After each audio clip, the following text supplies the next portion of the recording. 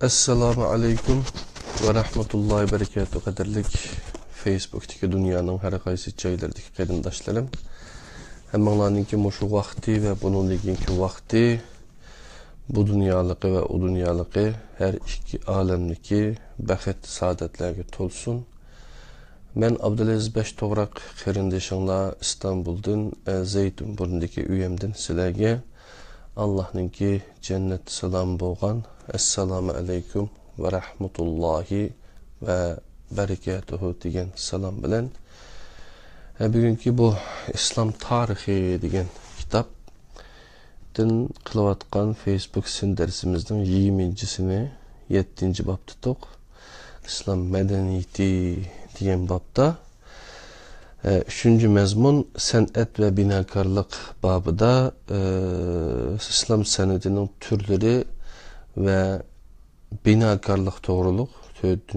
küçük mezmun binakarlık doğruluk 236. betidin 256. betigiçe bu Teklimekan Uygur Neşriyatının ki 2014 yılı İstanbul'da neşir kılıp taqatkan kitapxanda bu Stuporaxan kitapxanasında 17 lira nait ezan baş kitapxanda biraz kıymet şuna bu kitapni setip elip öz ara deriz kısanlarmı ya olmasa öz anlarının bilimini aşırış için bu kitaptan paydalansanlar biz şiddet bilen nait güçlük tavsiye kıldığım bir kitap kadirli qarindaşlar. Yani İslam degen vaktimizde İslam medeniyeti nima özçüge alıdı. Yani İslam medeniyeti degen vaktimizde nurgun narsalar onun içine kirip ketadigan.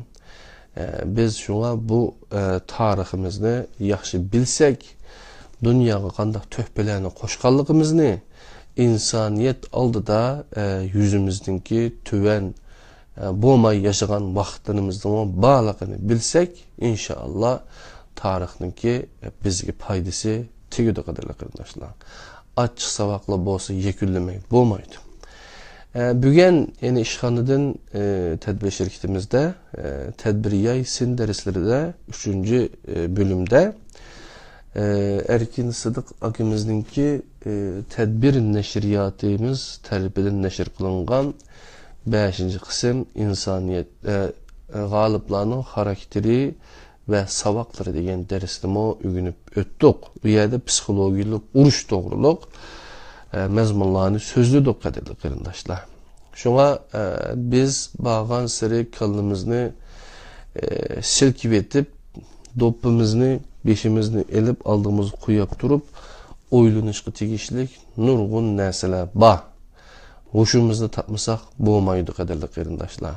Eqim meseleleri, siyaset, diplomatiyelik münasebetler, dünyanın ağzını hangtan açqız etadigan her xil çoğ tipdeki kuruluşlar, türler bizninki xiyalımızda yok yurdigan narsalar emas. Bularning ma'lum sebepleri bor qadirli qarindoshlar. Hammasi tarix bo'ladi. Ama biz yine bir tariximizni qaytadan yazımız deydikenmiz. Elbette biz Müslüman bo'lg'achqa İslam tariximizningki İslam tariximizden pəxirlənishə tegishli yerlərdən pəxirlənməsək bo'lmaydiganligimizni pəxirlənib qo'yab men Müslüman deb qo'yab o'zimizning tarixidan bexabar yursak yine bo'lmaydi. Qur'oni Karimda 6236 ayetning en az 2000 dek ayeti etrafında ayet şu insaniyetinki tarihi to'g'riliq sözlüneklik qadarli qarindoshlar. Peygamber Aleyhisselam'ın şu tarix bilen burun qılar manda işni qilganlik uchun manda bo'ldi. Buningdan nasiyat Peygamber Aleyhisselam'ı terbiyeleyen, sahabelerimi şundak terbiyeleyen, keyinkilerimi şundak. Şunlaşqa bu tarix ügünüş, tarixtin bir tenbih, tarixtin bir sabak ilişni bizning yaratuvchimiz bo'lgan Allah Subhanahu Taala bizga ügütüglük hem bizmo yazılgan tarixlardan bir ügünüp bakaylık adıyla kardeşler. İslam sanatının türleri degende kadar kardeşler tezhip degen bir narsa barken bu Türkçe gap. Yani tezhip kol yazma eserlerinin tezhip degen belki Arapça oluşu mümkün. Kol yazma eserlerinin bet, levha ve isim pamilisinin baş harflerinden tüzülgen güllük yazıklarını kipek altun ve renkler bilen boyap zinnetleş tezhip değilidir. Demiken kol yazma eserlerinin bet, levha ve isim pamilisinin baş harflerinden tüzülgen güllük yazıklarını kipek altun ve renkler bilen boyap zinnetleş tezhip değilidir. Tezhip işi bilen şugullanğuçylaryga muzahhib, tezhiplengen eser muzahhab deyilgen. Qadirli qarindaşlar. Şu zahab degan oltungu. Bu resimga qaraydigan bolsak, bunun bir örnek bilip qo'yapti. Bu nimede Türkiye'de, İstanbul'da Türkiye'de Türkler bu sahada xeyli ilgililik. Hatta hazır Büyükşehir Belediyesi'nin ismek dediğin kursu var. Aşağıda mı muşu sanatını, muşu hünəni haksız ügünəliysizlər, qadirli qarindaşlar. Bunu mu dep qoyayım? Yani bu ayetini kögen resim 16. əsrə ait tezhiplengen Kur'an-ı Kerim nusxası iken, qadirli qarindaşlar. Men o yemdimin ait çoğun Kur'an-ı Kerim'den birisi var. O başında tezhip seneti bilen zinnetlengen bir kitap.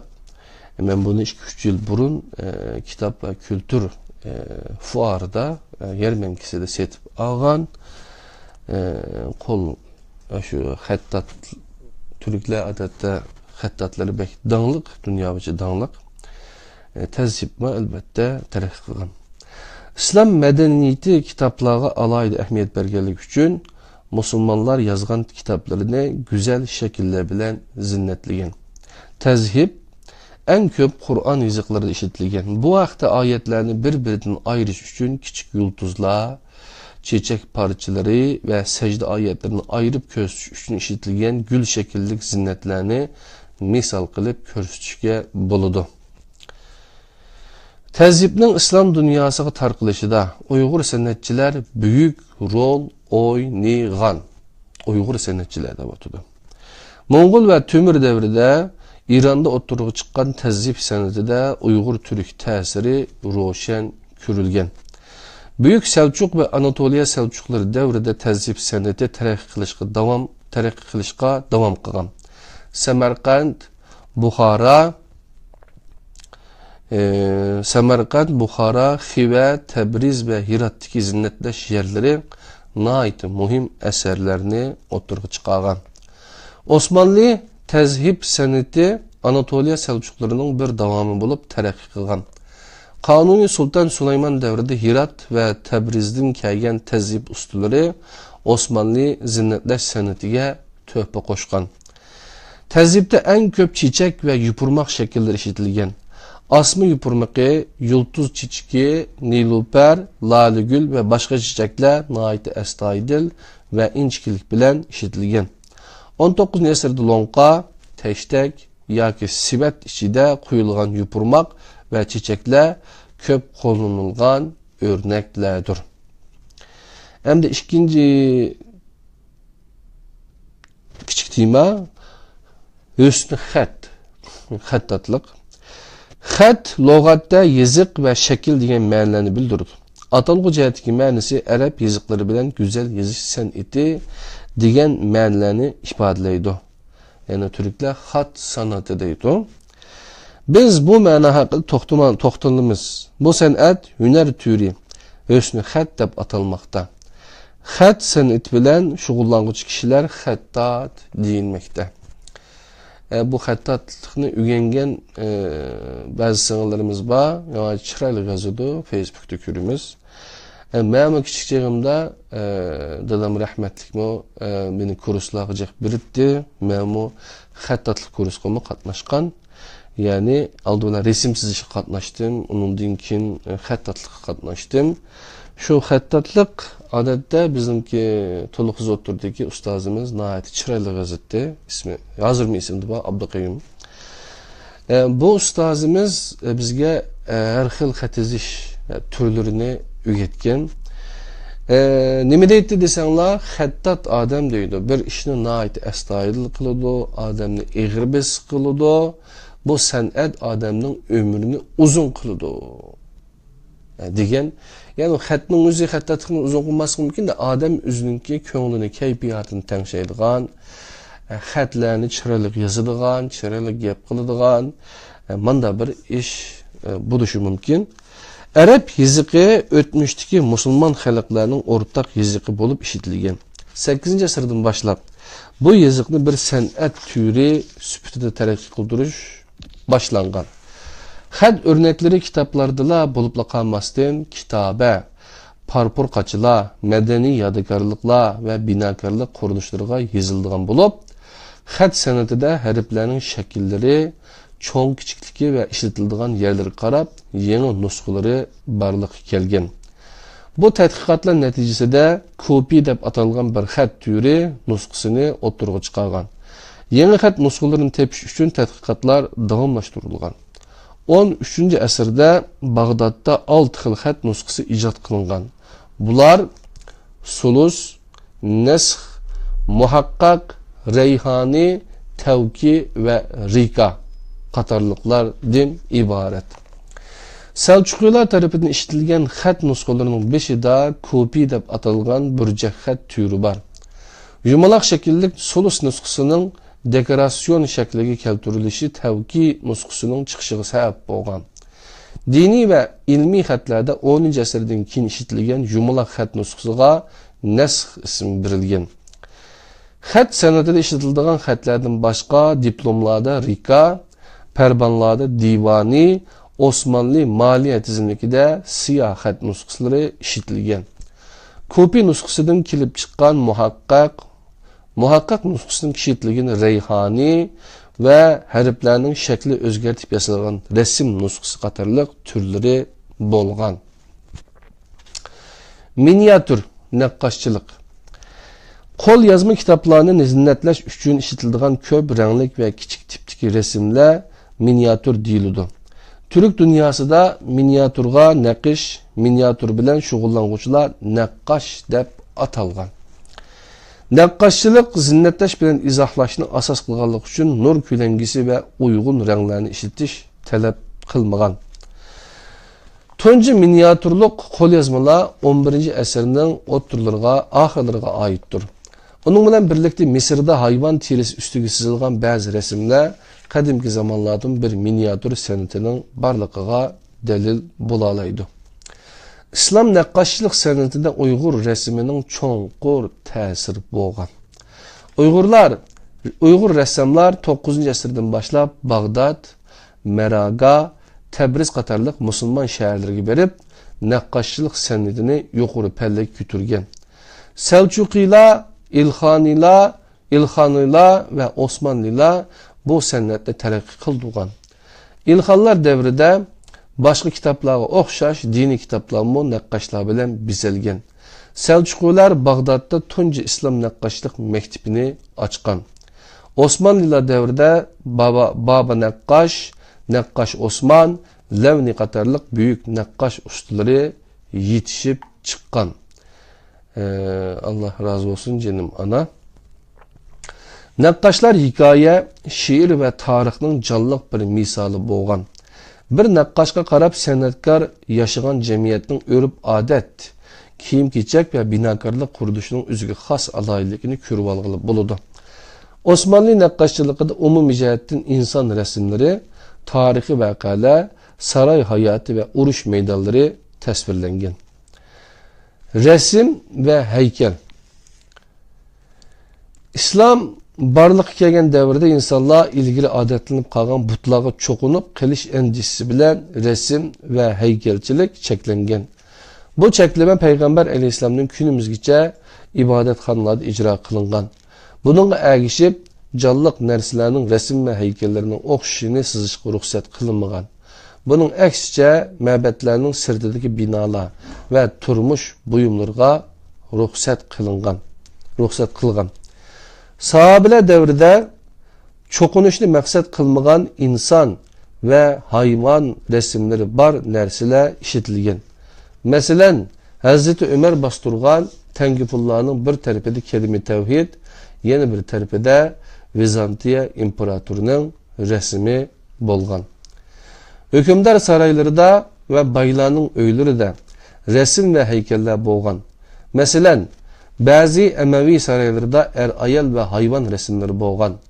Mısır'da Tulun oğulları devletinin ikinci hükümdarı Hemra Veyc 883 yıldan 895 yılgacha sarayda bir öy yağaçtan yasalgan ayal heykeli bilen zinnetlengen. Bir öy yağaçtan yasalgan ayal heykeli bilen zinnetlengen. Endolus'un Gərtana şehrinde Nasiriler tarafından salıngan El-Hamra sarayının hoylusu da yolbas heykeli, tamlarda insan resimleri var idi. Günümüzde mi bundak resim ve heykeller mevcuttur. Selçuklular devrinde cami, medrese, mazar, karvansaray ve kal'e katarlık kuruluşlarının sırtkı yüzüde hayvan ve kuş resimleri bolgan.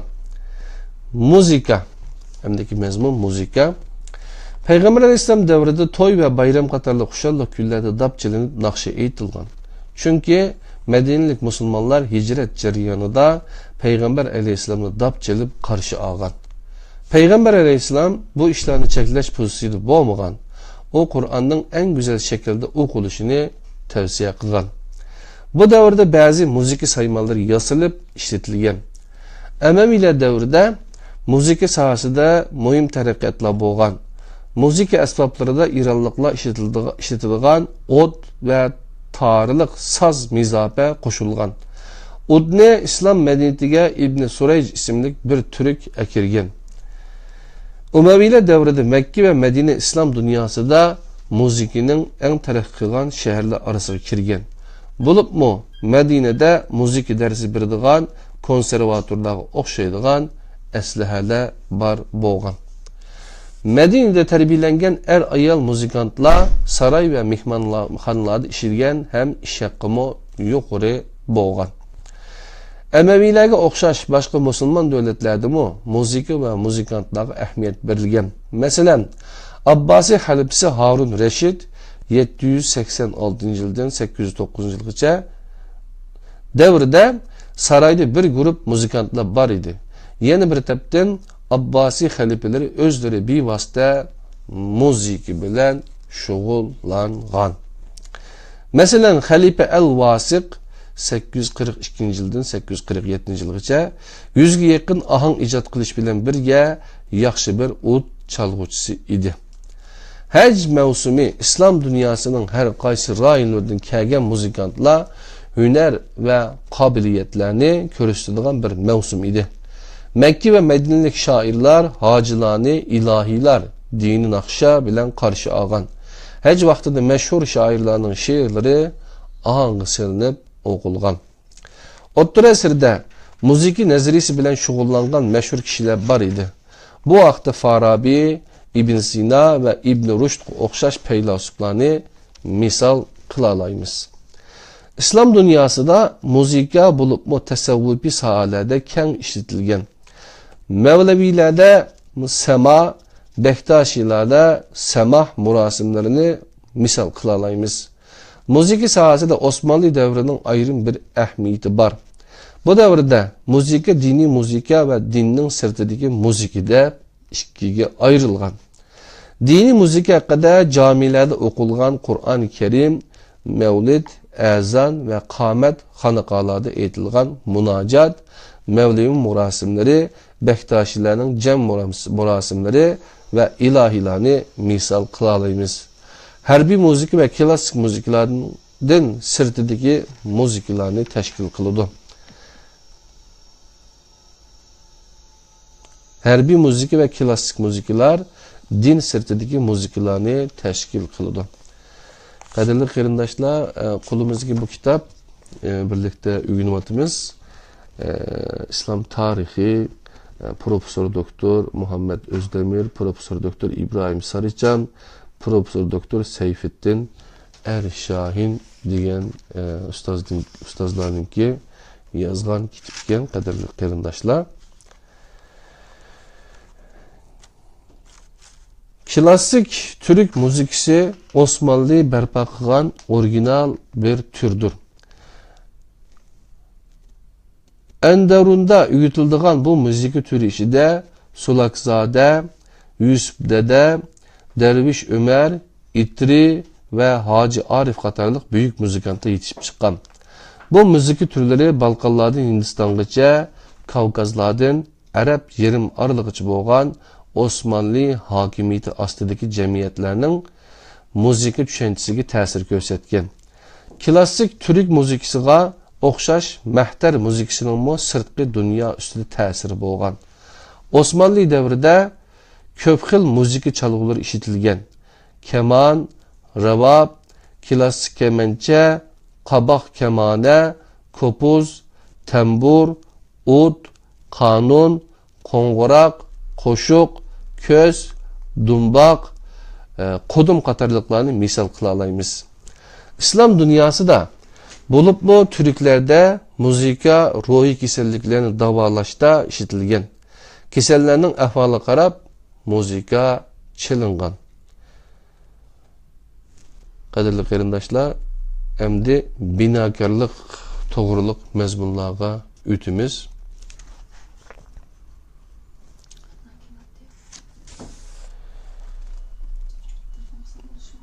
Binokarlik Müslümanlar muvaffaqiyat qozongan san'at turlarining birisi binokarlik bo'lgan. Binokarlik san'ati ayni vaqtda bezash, tazhib, naqqoshchilik qatorliq san'at turlariga ayrilib taraqqiy qilgan. Turlardan ayrilib taraqqiy qilgan. İslam binokarligining asosiy aloyligi tuvandikicha. Birinchi, islom binokarligi dinni manba qilgan. Masalan, jamoatlik namoz jamini, pakizlikqa berilgan ahamiyat hammomni, yo'lovchilarga xizmat qilgan xona, karvon saroyini, ma'arif va ilmga tashviq madrasasini, nafs tarbiyasi takkini borliqqa keltirgan. Ikkinchi, islom binokarligi vaqti va o'rni farq bo'lsa-mu, asosiy xususiyati jihatdan butun dunyoda o'xshash bo'lgan. Bu birlikni ta'sis qilgan islomning asosiy prinsipidir. Masalan, İslamiyet hakim bo'lgan Arab yerim aralida silingan islom binokarlik o'rnaklari bilan İspaniyadagi o'rnaklar o'xshash omillarga ega. Uchinchi, islom binokarligi boshqa madaniyatlardan foydalangan. İran va Mezopotamiyada Sasani, Suriya va Misrda Kopit, Rim, Vizantiya, Andalusda Vizigot, Hindistan'da Çin, yani Jungo, Hindu binokarligining aloyligini o'z binokarligiga moslashtirib ishlatgan. İslam binokarligi İslamiyatni qabul qilgan xalqlarning to'pisi bilan taraqqiy qilgan. Bu taraqqiyotda Paris, Türk, Hind va Berberlarning to'pisi bo'lgan. Bu jihatdan islom binokarligi faqat arablarning binokarligi bo'lib qolmasdan, balki bütün musulmon xalqlarninki ortak mahsulatıdır.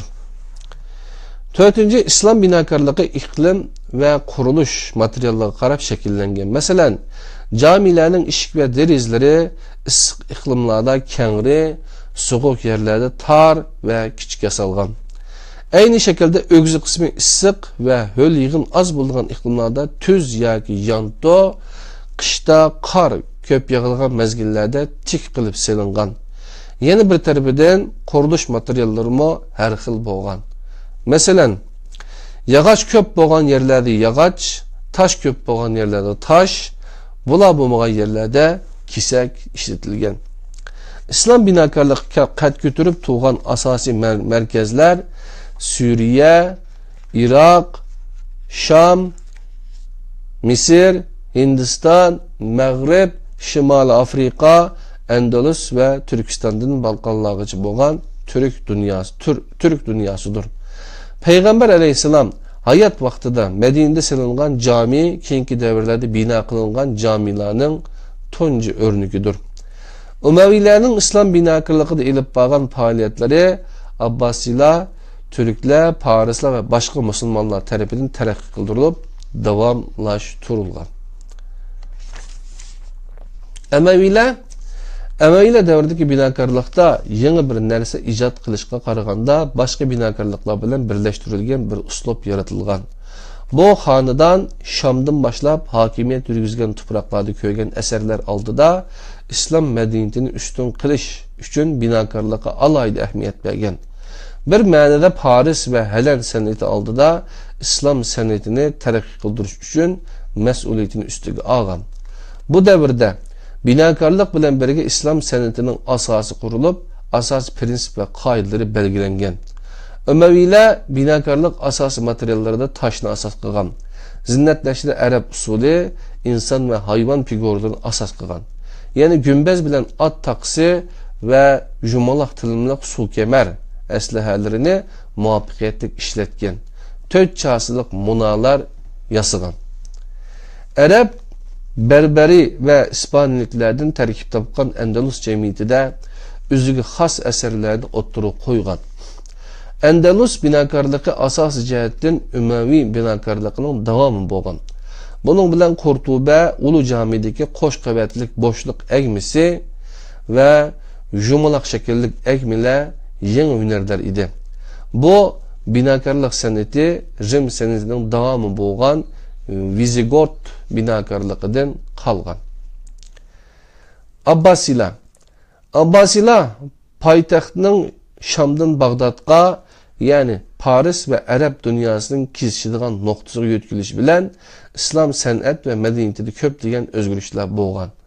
Bu tarihten başlap İslam binakarlığı da Paris yani Sasani ve Türk tesiri közü kürnerlik derecede özünü namayın kıgan. Abbasiler binakarlık materyali da Mezopotamiye enisi boğan kesek bilen kışını zinnetleşte ahak, çiğni kış, gül bizik katarlık nersilerini işletken. Egmi tamının onuğu tüzdam işletken. Parisler, İranlıklar. Parislerin İslam binakarlığı körsetken tesiri yukarıda sözlep ötkünümüzdek Abbasiler bilen başlangan. Asası materyali hiş ve kisek boğan. İran, İslam binakarlığının örneklerinin köp kısmı yer tevreş sebebidin ve qoğdalmağanlığı üçün yıkılıp kalmağan. Bu binakarlığının günümüzdeki örnekleri Kaspi Denizi kıyısındaki Damgan Camii, İspahan'ın şarkıdaki Nain Camii ve Bukhara'daki İsmail Samani kabrisidir. Türklerinin İslam binakarlığı koşkan töhpisi Samarra şehri ve Tulun oğullarının hakimiyeti astıdaki Mısır'da oturuğa çıkan. Türkler İslam'dan ilgiriki sanat ve medeniyetlerinin her xil alaylıkini İslam binakarlığı koşup tür, plan ve bizeş cihetlerde yenilikler icat kılgan. İşki zinnetlerde tüzsim teknikisi, stuk, mazar, medrese, mescid, karvansaray, Türkçedir'in gümbez, gümbezlik mazar ve nipi silindirlik munar katarlıkla Türklerinin İslam binakarlığı koşkan yeniliklarıdır. Bu gümbez ve gümbezlik camilerinin selinişi de muhim rol oynayan. Herbi binakarlık. Müslüman hükümdarlar topraklarını qoğdaş ve vakti kelgende hücumga ötüş üçün hərbi binakarlığa əhmiyyət bergen. Bu binakarlığın asas türleri ordugah, yatak, qal'a, sepil, xəndək, istihkam, ok meydanı, küzütüş ve haberleşiş yerlerinden ibaret. Ordugahlar Araplar bir devletni fəthi qılğandan keyin ailesi bilen birlikte yaşap, yerlik xalqqa arlaşmaslık, hücumlarga karşı ortak hareket kılış qatarlıq maqsadlar bilen ordugahlar qurgan. Dastlabki çağlardaki İslam ordugahları Kufa, Basra, Fustat, Qayrivan, Samarra qatarlıqlardan ibaret bolgan. Ribatlar, puxta quruluşlar. Ribat deb atalgan qurilishlar chegaralarda tijorat yo'llarida bexatarlikni saqlash va qo'nalg'u ehtiyojini hal qilish uchun selingan. Qo'g'dinish tamlari bo'lgan ribat, masjid, ambar, eg'il, ko'z tuchuq qatorliqlar turk binokorligi taraqqiy qildirgan qurilish turlaridir. 9-asr harbiy va diniy xarakterlik ribatlar ko'p silingan asr bo'lgan. Bularning ichida eng qadimkisi va muhim bo'lgani Abbasiylarning 796-yilda saldirgan monastir ribatidir.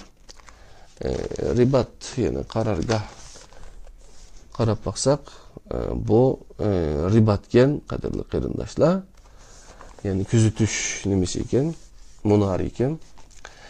Qal'a va sepillah. İslam tuproqlarida qo'llanishga oson, egiz va o'tish qiyin bo'lgan yerlarga qal'a va sepillar bino qilingan.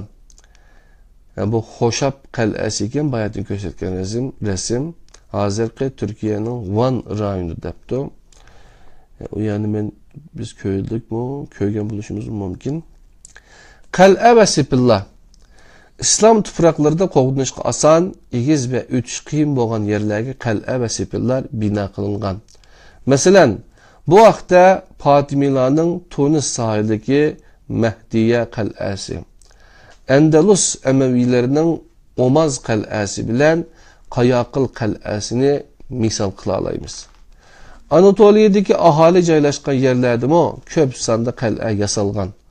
Osmanlılar davrida Yıldırım Beyazıt tarafidan saldirilgan Anatoliya Hisari ve Fatih Sultan Muhammed tarafidan saldirilgan Rumeli Hisari aqlimizga kelganlaridir. Bir qal'aning asosi alaydiki yer shakliga qarab o'zgaradigan qalin tomlari, potay ve istihkomlaridir.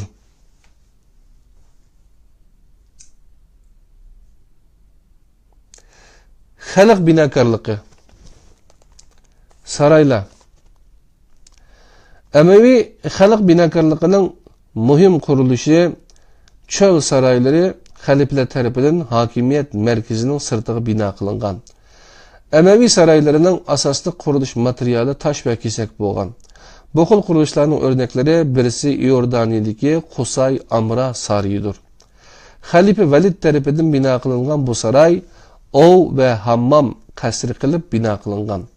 İkinci bir misal Quddusning sharqidagi cho'lda 2. Valid tarafidan bino qilingan Meshatta sarayidir. Xalifa Hishammo Sham Palmira yo'lida Qasrul Xayril G'arbi Xayri qasri ve Qasrul Xayril Sharqi Xayr qasri nomli qasrlarni bino qilgan. Bu resimdeki köygünümüz şu Bağdat'taki ordunun resmi iken kadirli qarindoshlar.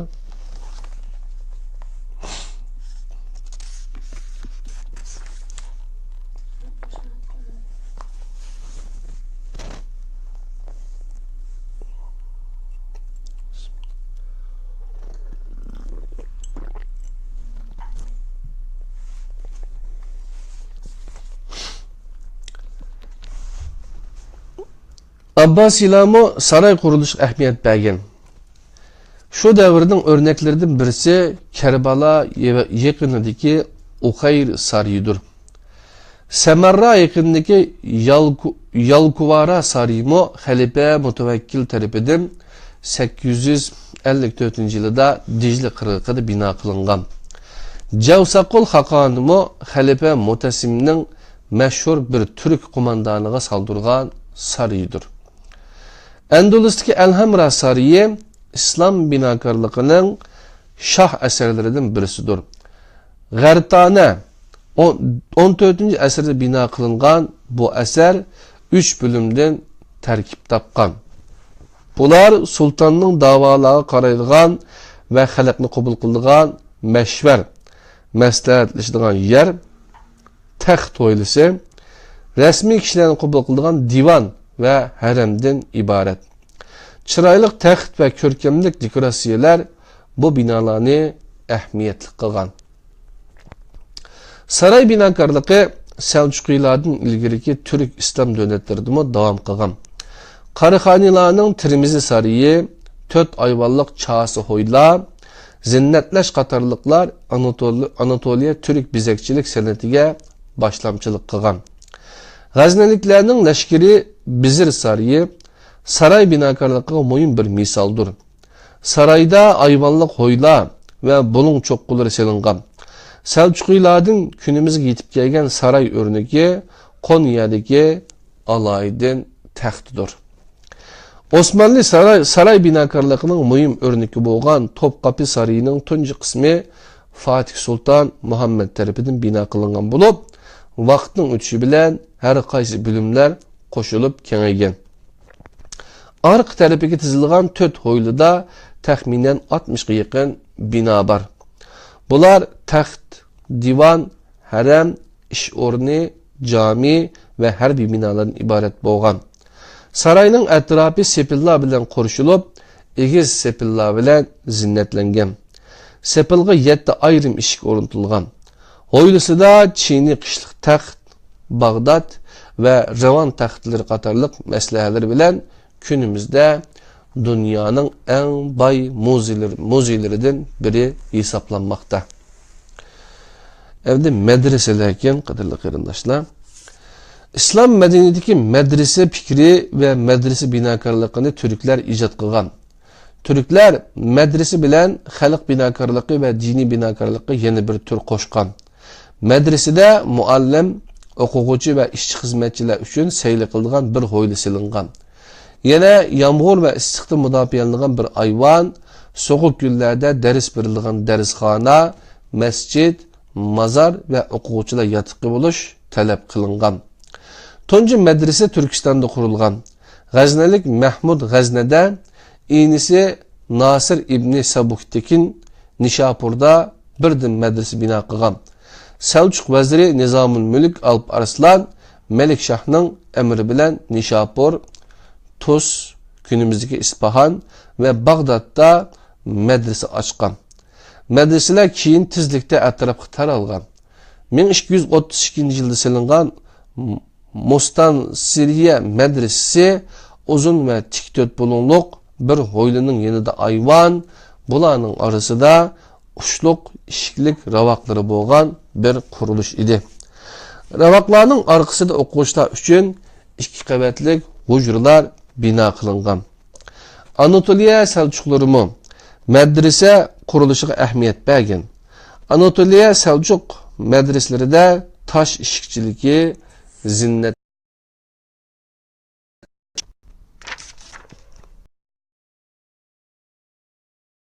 bergen. Anatoliya Selçuk medreselerinde taş işikçiliki, zinnetleş, çinixiş ve heybetlik portallar dikkatini cezip kılıdı. Bu medreseler plan cihetten ayvallık ve gümbezlik deb ikiye ayrıldı.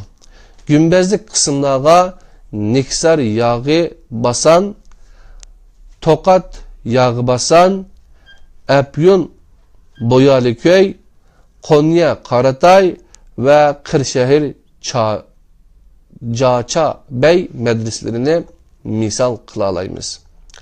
Ayvallık medreselerden Erzurum Koşmanarlık medrese, Sivas Kök medrese, Buruçiye medresesi, Konya Sırçalı medresesi, Kayseri Huan Hatun medresesi, Koş medrese, Kayseri Sahibe medresesi qatarlıqlardır. Osmanlı medrese etişini davamlaştırgan. Tunji Osmanlı medresesi Orhan Gazi tarafından 1330 yılda İznik'te açılgan. Fatih İstanbul'u feth kılgandan keyin Sahni Saman medreselerini kurgan. İstanbul'dan başlap devletinin her qaysi vilayetlerinde köpligen medreseler kurgan. 1453 yılda fethten keyin 19. əsrgacha bo'lgan aralıqda faqatla İstanbul'da 500'den artıq medrese kurulgan. Qadirli qarindoshlar,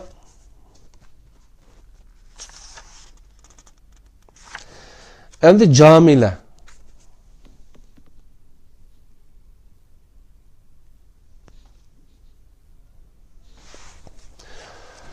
İslamның dastlabki yillarida namoz o'qiydigan maxsus yerlarda masjid deyilgan. Keyin juma va hayit namozi o'qilgan yerlar jami, vaqt namozlari o'qilgan yerlar masjid deb atilgan bo'lgan. Osmanlı padişahları bina qilgan camilerge Salahaddin Cami ismi berilgan. Yana bir tarafdan shahardagi merkezi camilerge Ulu Cami yoki Cami Kebir, yo'l bo'yidagi usti uchiq masjidlar namozgah deyilgan bo'lgan. Yer shahardagi tunji masjid Qur'onda ko'rsatilgan Masjidi Haram, ya'ni Ka'badir. Ka'ba chas shaklda toshdan bino qilingan. Payg'ambar alayhisalom hijrat jarayonida tunji juma namozini Quboda, ya'ni Salim Cami masjidida o'qigan. Madinaga yetib borganda Masjidi Nabaviy bino qilgan. İslamiyatda qabul qilgan xalqlar yashagan yerlarida masjidlar bino qilgan.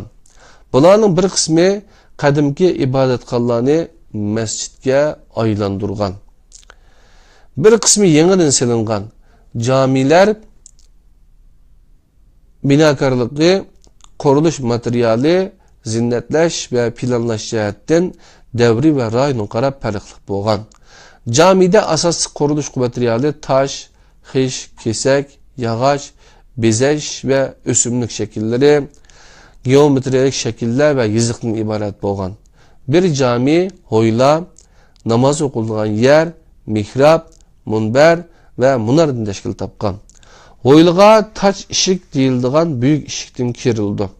Ishki hoylaning atrofida to'riklar bilan silingan ravaqlar bor. Camiga kirish tarafidagi ravaq oxirgi jamoat yeri deb atalgan.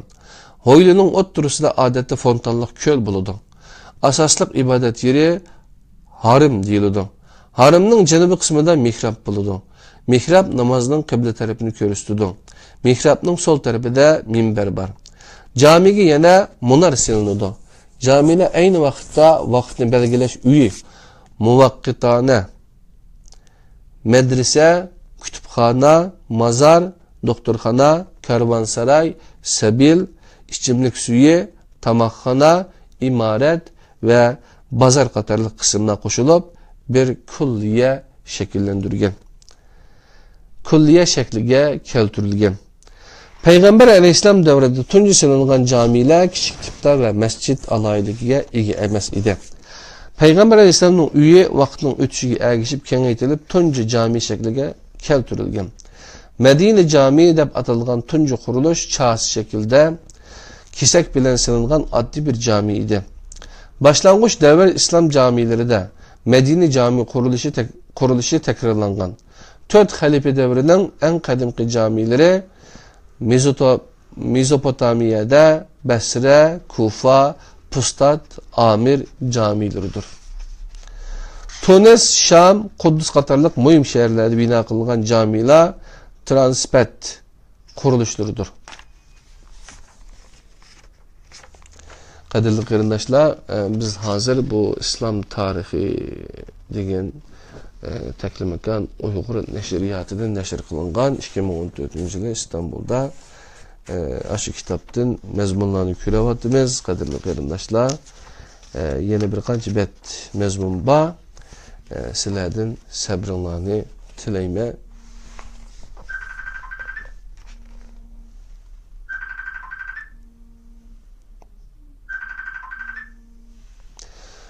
Umaviy camilerinin tuncusu bo'lgan Qubbatus Sahra Quddusda telefon jiringlab ketadi.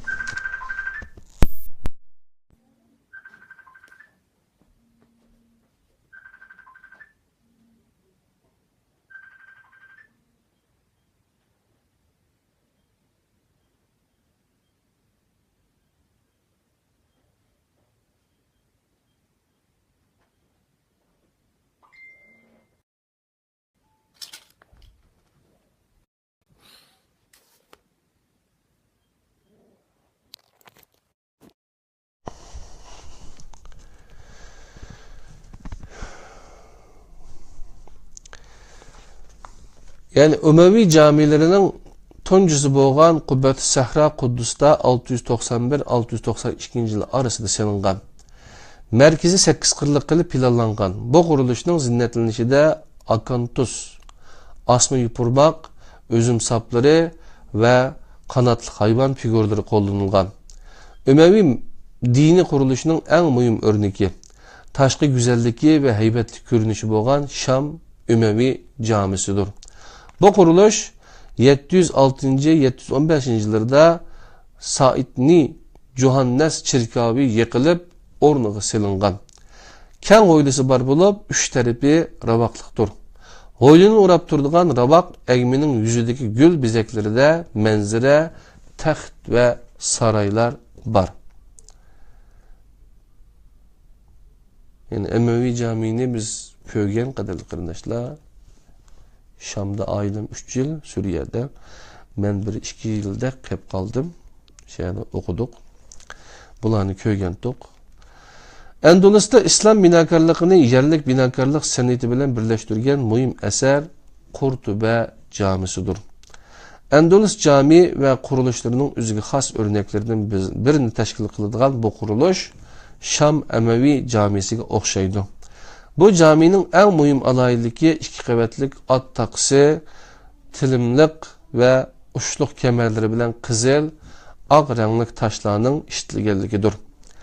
Abbasi Cami binakarlıkның mühim örnekleri Sümerra Ulu Cami bilen Ebu Döleb Camisidir. Sümerra Ulu Cami Halife Mutevekkil tarafından 848'den 852 yılları da bina kılıngan. Kufa planlı kuruluşunun mihrab temida 25 sakni bar idi. Hoylusunun 3 tarafına rabak sılıngan. Sırtadaki taş tamları bilen Malviye şeklindeki munarisi günümüzgece mevcutluğunu saklap gelmekte.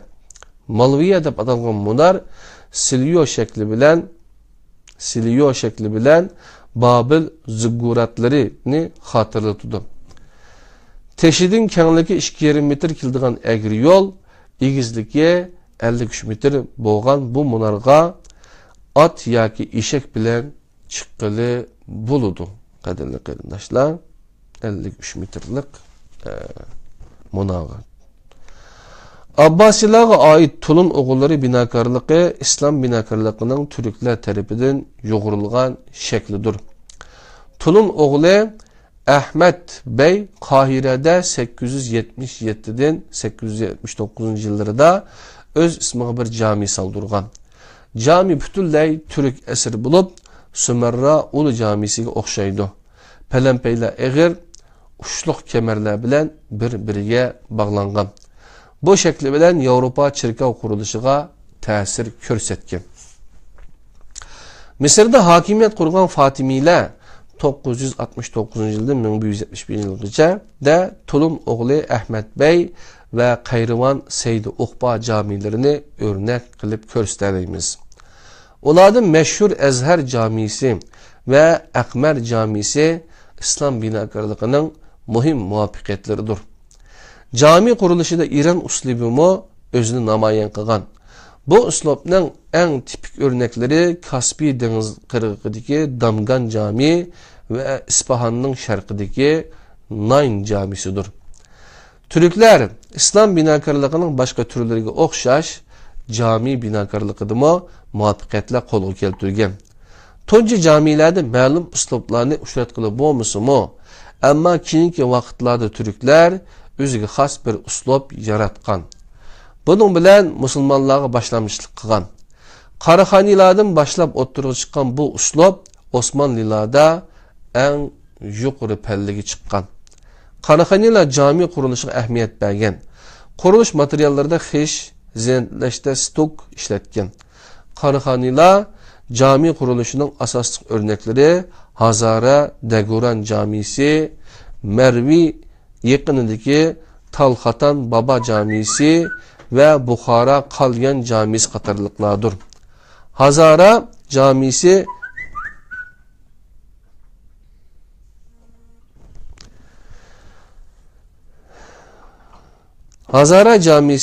Hazar Camisi merkezi plan çirtyojunun tuncu örnekidir. Bu binakarlık İslam binakarlığında yeni bir cami planını oturgu çıkargan. G'azni binakarlığı bir taraftan İslam binakarlığı, yeni bir taraftan Hindistan İslam binakarlığı ta'sir ko'rsatgan. Sultan Mahmud'ның Afganistanның Buz şəhəri yanında saldırgan Leşkeri Bazar Camisi keyinki cami quruluşlarına örnek bolğan. 4 ayvan ve uç koyla Selçuklular icad qılğan cami quruluşudur. Selçuk camileri de bürcek taşlarından birisi İspahandaki Melikşah namıga bina kılıngan Mescid-i Cüme yoki Cüme camisidir. Bu camide bina kılıngan 4 ayvallık hoyla keyinkilerge örnek bolğan. Bunun medrese ve medreselik camiler barlıq kelgen. İran ve Türkistan'daki camilerin köp kısmı bu şekilde bina kılıngan. Anatoliya Selçuklularının cami kuruluşu mu mühim ehemmiyetki ige. Çünkü Tügrüklük cami tipideki Anatoliya Selçuk camileri yağaç ve taş işletip bina kılıngan. Beyşehir Eşrep Oğlu Camisi 1296 yılı Ankara'da, Arslan Xanı Camisi, Ebyun Ulu Camisi 1272 yılı yağaç camilerge örnek bulalaydı. Taş camilerinin en meşhurları Nide Alaaddin Camisi 1244 yılı, Kayseri Huan Camisi 1238 yılı, Sivas Ulu Camisi, Divorigi Ulu Camisi 1228, Diyarbakır Ulu Camisi, Malatya Ulu Camisi qatarlıqlar. Beylikler binakarlığı Osmanlı'da yuqori pellige çıqqan bulup, bunun bilen kengri yerlerge cami silish başlangan. Müslümanlar Ömeviler devrinden başlap camilerde kengri yer izleşki başlagan. Bütün hermini bir gümbez bilen itiş ve yerin gümbezlerinin koşuluşu bilen top ve kengri yer kaplaş Osmanlılar devride emelge aşkan. Bir gümbezlik camiler sınak kılıngan camilerdir. Anatoliya Selçuklular devride küçük tipte silinişki başlagan camiler Osmanlılar devride yuqori pellige çıqqan. Tuncu Osmanlı Camisi 1333 yılında silingan İznik Hacı Özbek Camisidir. Bu kategoriya içinde İznik Yeşil Camisi, Bursa Ulu Camisi, Huandigar Camisi, Yıldırım Camisi, Yeşil Cami, Muradiye Camisi, Edirne Kadimki Camisi, Edirne Üç Şereplik Cami, Edirne Beyazıt Camisi qatarlıq camilarni misal kılalayımız. Cami binakarlığı Osmanlılarda en yuqori ve kengri herim namaz sahasıga igi bolğan deyişki boludu. Bunu Osmanlı binakarlığının baş injineri Mimar Sinan layiligen. Bunun yanında Sinan en'enesinin kelgen Mimar Muhammed Ağa 17. əsrdə 1. Ahmet namıga Sultan Ahmet Camisini bina kıldırgan. Bu cami makan cihetinin Süleymaniye'den kenrudur. Altı munar kuyulgan. Güzel gümbözü Ayasofya'nın eş büçüken. Camiler bilen birgi silingan munarlar Türklerinin cami kuruluşu koşkan bir yenilikıdır. Bunun en güzel örnekleri İstanbul'da körüşki boludu. Bu sebepten İstanbul'a Munarlar şehri deb nam berilgen. Başka eserler İslam medeniyetiga ait binakarlık eserlerinin baş urunda turduğalları arasında şehirler, gümbez, mazar, hammam, doktorxana, xanıqa, su yuli ve ibadetxanalar kilidu. İslam şehirleri. Yuqorida sözlep ötkünümüzde Kufa, Basra, Pustat, Qayrivan qatarlıq ahali yerleri tuncu devir ordugah şehirleri bolğan. Bu şehirler merkezde ulu cami ve idari binası, etrafında mahalleler berpa kılıngan. Şehir kuruluşu da bütün yollar merkezge uçuq bolğan. Abbasi xalq binakarlığının en muvaffaqiyetli örneği Bağdat'tır. Bu binalar planlıq silingan. Etrafı qoş sepellar bilen etilgen. Şehirnin 4 çoğun işki bolğan. Ot turusida Kubbetul Hadra deb atıldıgan xalq sarayı ve yenide cami silingan. Abbasiler qo'ygan şehirlerden birisi Semerradır. Halife Mu'tasim nahayeti işenç kılıdığan Türklerden terkip tapkan məxsus qoşun bilen birlikte turuş üçün 836 yılda Dicle deryasının qırğıqığa, Semerra yakınığa, öz namığa Cəhfəriyə deb atıldığan yeni bir şəhər bina qılğan. Mazarlar. İslam senetinin en güzel nemunlarından birisi mazarlardır. Tonci mazar Semerra'daki Kubbetul Suleybiye'dir. Buhara'da Saman oğlu İsmail mazarı, Merve'de Sultan Sencer mazarı, Sultaniye Olcatyo Hudabende mazarı, Semerkant'ta Tümür mazarı, Hindistan'da Tac Mahal, Bursa'da Yeşil Mazar ve başka ismi eğitilmeyen köplügen mazarlar mazar binakarlığının en güzel örnekleridir. Kaderli kırındaşlar.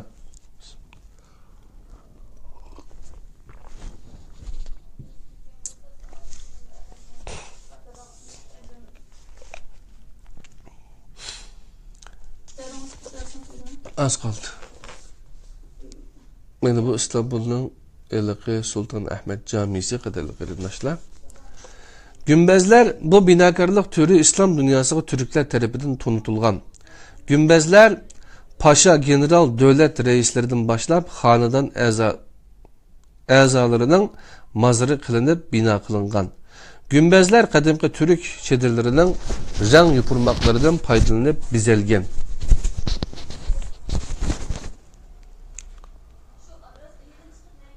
Han ve karvan saraylar. Müslümanlar ictimai ve iktisadi hizmetler kıldığan han ve karvan saraylar bina kılgan.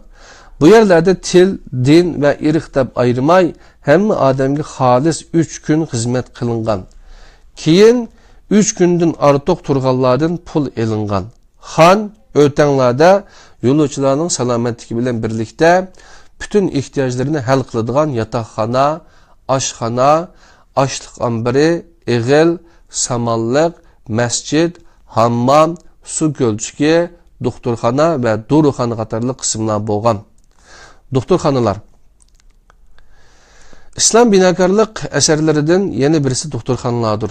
Darus Şifa, Darus Sihha, Darul Afiye, Bimaristan qatarlıq namlar verilgen bu eserlerinin binakarlık şeklimi özü xas bolğan. İslam dünyasında tuncu doktorxana Şam'da Halife Velid İbni Abdülmelik tarafından 707 yılında silingan. Keyin Abbasiler bu kuruluşu verip köp sanda doktorxana bina kıldırgan. Reşid her caminin yanına birden doktorxana silişini emir kılgan. Selçuklular mu aynı şekilde doktorxana silişke ahmiyet bergen. Şam, Bağdat, Musul, Mardin'de silingan doktorxanalar meşhurdur. Selçuklular devrinde köp sanda doktorxanalar silingan. Bu ahval Osmanlılar devrinde devam kılgan. Kadirli kırındaşlar, 4. mezmun idare ve cemiyetle diyenini 21. dersimizde birlikte ügünümüz bugünkü Facebook sizin dersimiz İslam tarihi diyen kitaptan Teklemekan Uygur Neşriyat tarafından 2014 yılı İstanbul'da neşr kılıngan Profesör Doktor Muhammed Özdemir, Profesör Doktor İbrahim Sarıcam, Profesör Doktor Seyfettin Erşahin ustazlarının tüzgen kitabı iken nayeti yaxşı tüzülüptü. Allah razı olsun o ustazlardan. Birlikte ügünüp öttük. 20 betlik mezmun. Vaqt bir az uzunlup ketdi. Qadirli qarindaşlar, lekin arziydi. Anlap, tinşap, beqinlar, başqalarına tavsiye qilib qo'yishinglarni chin dilimizdan umid qilamiz. 21. Facebook sizin dersimizde İslam tarihi 7. bab İslam medeniyetini birlikte tamamlaştırırız. Allah'ın özgü amanet bulanlar. Esselamu Aleyküm ve Rahmetullahi ve Berekatuhu.